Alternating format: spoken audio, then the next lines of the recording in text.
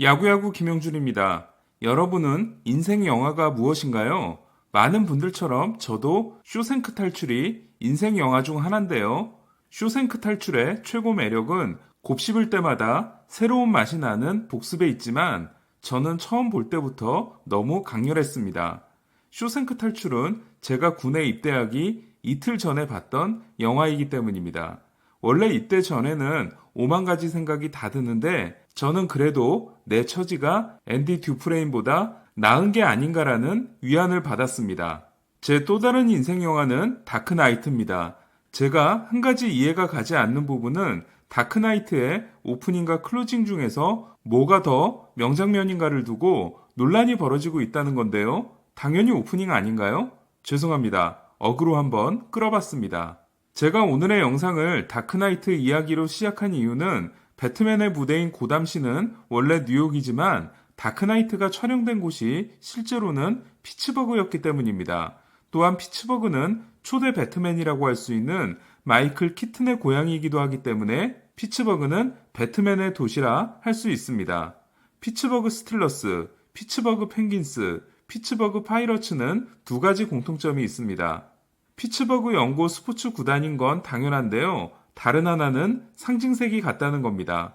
세 구단의 상징색은 검정색과 노란색, 검노가 아니라 검정색과 금색, 블랙 앤 골드입니다. 하지만 황금색보다는 노란색처럼 보이기 때문에 그냥 검노 유니폼이라고 하겠습니다. 그렇다면 세 팀 중 검노 유니폼을 가장 먼저 입은 팀은 어디일까요?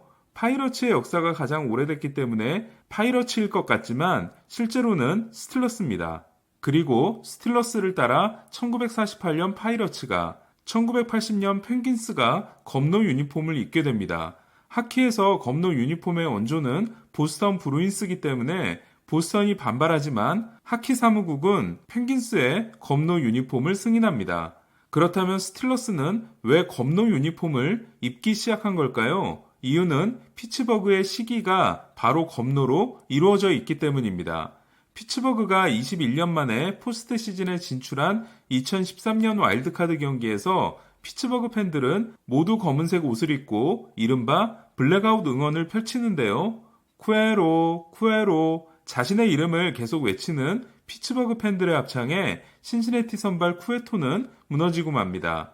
그의 좌완 상대 홈런이 제로였던 추신수는 피츠버그 좌완 리리아노를 상대로 선발 출전해 좌완 토니 왓슨으로부터 홈런을 때려냅니다.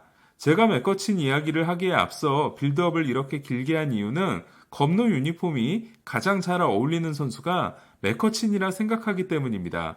사실 맥거친의 별명은 커치인데요. 파이러츠가 해적이고 맥커친이 파이러츠의 리더인데다 맥커친의 헤어스타일이 캐리비안의 해적에 나오는 잭 스페로, 조니 뎁과 비슷했기 때문에 우리나라에서 맥커친은 해적 선장 또는 선장님으로 불렸는데요. 비록 우리나라 한정이긴 하지만 가장 잘 들어맞는 별명이 아니었나 합니다. 맥커친이 피츠버그의 진정한 선장이었던 건 단지 성적만 좋았던 게 아니라 리더십 또한 대단히 뛰어났다는 건데요. 저는 피츠버그 중계 때 좋았던 것 중 하나는 경기 전 맥커친이 조시 해리슨과 함께 덕아웃에서 벌이는 춤판이었습니다.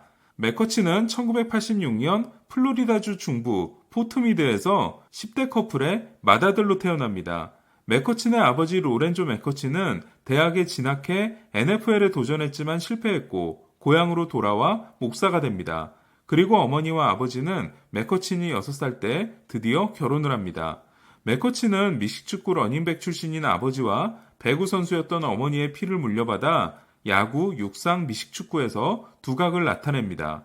아버지는 뛰어난 와이드 리시버인 맥커친이 대학에 진학해 풋볼을 하기를 원했고 맥커친은 육상을 가장 좋아했습니다.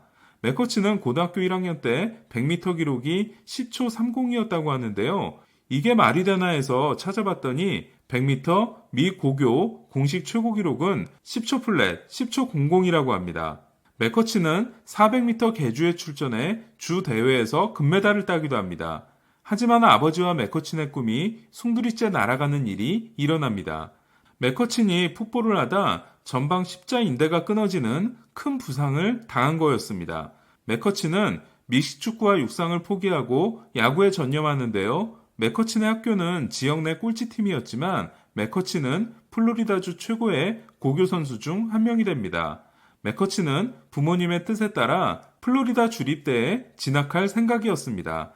하지만 대학 진학을 포기하는데요. 미식축구가 학비 전액에 생활비도 지원하는 반면 야구 장학금은 턱없이 부족했기 때문입니다.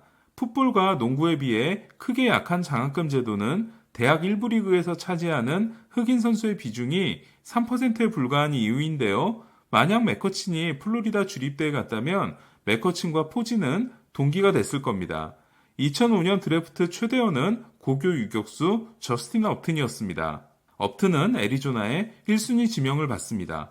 피츠버그는 업튼이라는 이름과 관련돼 실수를 한 적이 있는데요. 2002년 1순위로 저스틴 업튼의 형 BJ 업튼 대신 브라이언 벌링턴을 뽑은 거였습니다. 피츠버그는 1996년에도 전체 1순위로 크리스 벤슨을 뽑았을 만큼 대학 투수를 선호하는 구단이었는데요. 그러고 보니 2011년 1순위 게리 콜 또한 대학 투수였습니다. 하지만 2004년 전체 11순위로 고교 포수인 닐 워커를 뽑았던 피츠버그는 이듬해인 2005년에도 11순위 지명권을 고교 외야수인 맥커친에게 쓰게 됩니다. 맥커친은 업튼, 카메론 메이빈과 함께 고교 야수 빅3였는데요. 하지만 키가 너무 작다는 이유로 지명 순위가 떨어지게 됩니다.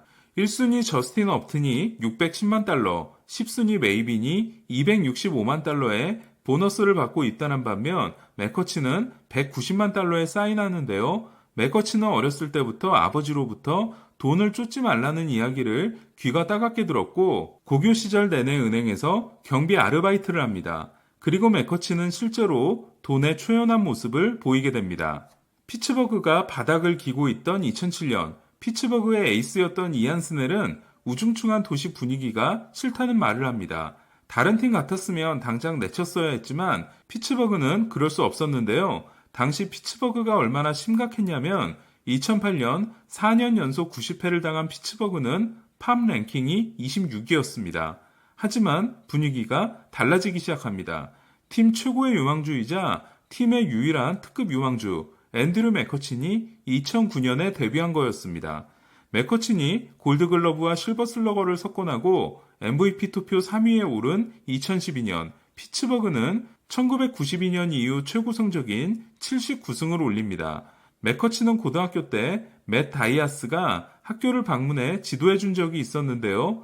그때 다이아스는 맥커친을 보고 300점짜리 선수라는 말을 합니다. 100타점, 100득점과 함께 외야에서 100점을 막아줄 선수라는 뜻이었는데요. 실제로 2012년 맥커친은 107득점, 96타점과 함께 골드글러브를 수상합니다. 그리고 이듬해인 2013년 피츠버그는 94승을 올림으로써 21년 연속 5할 승률 실패와 21년 연속 포스트 시즌 진출 실패를 마침내 끊어냅니다. 1992년 베리 본즈 이후 처음으로 내셔널리그 MVP가 된 피츠버그 선수는 앤드류 맥커친이었습니다. 맥커친은 정상급 스피드를 자랑했지만 파워에 대해서는 의문이 있었는데요. 하지만 맥커친은 2012년 20도루와 함께 31홈런을 기록합니다. 맥커친은 작은 체구를 극복하기 위해 무게중심을 앞다리에 놓고 강하게 때리는 타격을 하게 됐는데요. 그 결과 스윙을 하면서 뒷발이 공중에 뜨는 현상이 일어납니다. 2012년 포지와 브론에 이은 MVP 3위, 2013년 MVP에 이어 2014년에도 커쇼와 스탠튼에 이은 MVP 3위, 2015년에는 5위를 한 맥커친은 최고의 전성기를 구가한 2012년부터 2015년까지 4년 연속 4할 출루율과 함께 타율 3할 1푼 3리, 출루율 4할 4리, 장타율 5할 2푼 3리, 179안타, 82볼넷, 25홈런, 19도루를 기록합니다. 문제는 2015년 28세 시즌이 끝나고 FA가 되었어야 할 맥커친이 3년차 시즌에 피츠버그와 맺은 7년 6,500만 달러 계약 때문에 FA가 되지 못했다는 건데요. 2016년 29세 시즌부터 맥커친은 빠르게 하향세가 시작됩니다. 2016년 맥커친은 출루율이 3할 3푼 6리로 떨어졌고 중견수로서 DRS-26을 기록합니다. 이 과정에서 신기한 건 맥커친이 자신의 트레이드 마크인 드레드 머리를 2015년에 정리했는데 마치 삼손과 데릴라의 삼손처럼 맥커친이 머리를 단정하게 한 순간부터 성적이 나빠지기 시작했다는 겁니다. 맥커친의 하향세와 함께 피츠버그의 좋은 시절도 끝나고 마는데요. 결국 피츠버그는 7년 계약이 끝나기 전에 맥커친을 트레이드하고 맙니다. 맥커친의 새로운 팀은 샌프란시스코였습니다. 2010년, 2012년, 2014년 월드시리즈 우승, 2016년에도 가을 야구를 했던 샌프란시스코는 2018년 약속의 짝수회를 맞아 승부수를 던집니다. 샌프란시스코의 승부수는 오타니와 스탠튼 영입이었습니다. 그러나 샌프란시스코는 오타니 면접에서 탈락했고 다저스 팬으로 자란 스탠튼은 샌프란시스코행을 거절하게 됩니다. 이에 샌프란시스코는 플랜 B를 가동하는데요. 템파베이의 심장 에반 롱고리아와 해적선장 맥커친의 영입이었습니다. 이때 샌프란시스코는 피츠버그에 브라이언 레이놀즈를 주게 되는데요. 그러나 맥커친은 샌프란시스코에서 부진했고 이듬해 시즌 중반 양키스로 트레이드됩니다. 양키스에 가서 깔끔하게 면도한 맥커친은 출루율 4할 2푼 1리, 장타율 4할 7푼 1리를 기록하며 반등을 보여주는데요. 이 모습을 본 필라델피아가 3년 5천만 달러 계약을 선물하지만 맥커친은 지난해 부상으로 59경기에 그쳤고 역시 57경기를 뛴 올해도 부진함으로써 지난 2년간 승리 기여도 1.4에 그치고 맙니다. 맥커친의 하향세는 29세 시즌부터 시작됐고 사실 이는 이상한 일이 전혀 아닌데요. 그러나 맥커친의 하향세가 당황스러운 점은 너무나 빠르게 진행되고 있다는 겁니다. 그렇다면 이유는 뭘까요? 저는 작은 체구를 극복하기 위한 스윙을 가진 더스틴 페드로야 같은 일이 맥커친에게도 일어난 게 아닌가라고 생각합니다. 더 큰 문제는 수비인데요. 막 데뷔했을 때 바비 콕스 감독으로부터 앤드류 존스를 보는 것 같다는 극찬을 들었던 맥커친이지만 고교 시절에 당한 십자인대 부상 때문인지 맥커친의 수비력은 급격히 저하됩니다. 그리고 맥커친은 한동안 팀의 수비 위치 조정을 거부하는 등 고집을 부리기도 했습니다. 저는 맥커친을 보면서 역시 체구가 작은 무키 배츠를 걱정한 적이 있었는데요. 내년이 28세 시즌인 배츠가 맥커친과 다른 길을 걸을 수 있을지 주목됩니다. 만약 배츠도 맥커친과 같아진다면 내년부터 시작되는 배츠의 12년 계약은 다저스의 악몽이 될지도 모릅니다. 필라델피아가 하향세인 맥커친을 택한 건 맥커친이 선구한 만큼은 살아있었기 때문인데요. 그러나 2018년 아웃존 스윙률이 19.3%, 2019년에도 17.7%로 최상급이었던 맥커친은 올해 24.9%로 선구안까지 나빠지게 됩니다. 맥커친은 내년 2천만 달러를 받고 내후년에는 1,500만 달러의 팀 옵션이 있는데요. 과연 34세의 맥커친은 반등을 통해 더 긴 커리어를 만들어낼 수 있을까요? 내년에는 선장의 부활을 기대해 보겠습니다. 이상 김영준의 야구야구였습니다.